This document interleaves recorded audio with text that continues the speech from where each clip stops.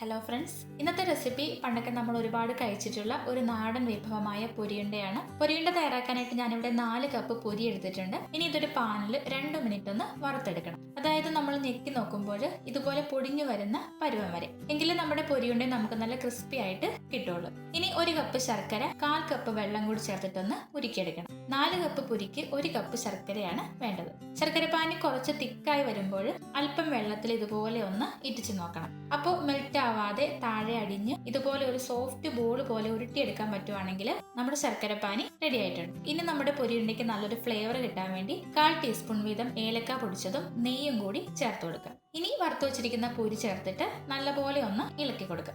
എന്നിട്ട് കയ്യിൽ അല്പം എണ്ണ തടവിയിട്ട് ചൂടോടെ തന്നെ ഇതുപോലെ ഒന്ന് ഉരുട്ടിയെടുക്കണം. ചൂടോടെ തന്നെ ഉരുട്ടിയെടുത്തെങ്കിൽ നല്ല ഷേപ്പിൽ ഉരുട്ടിയെടുക്കാൻ പറ്റുള്ളൂ. ഇതെങ്ങാനും കട്ടിയായി പോയാൽ ഒന്നുകൂടി ചൂടാക്കിയിട്ട് ഉരുട്ടിയെടുത്താൽ മതി. ഇത്രയേ ഉള്ളൂ. വളരെ കുറച്ച് ചേരുവയിൽ നമ്മുടെ നാടൻ പൊരിയുണ്ട റെഡി ആയിട്ടുണ്ട്.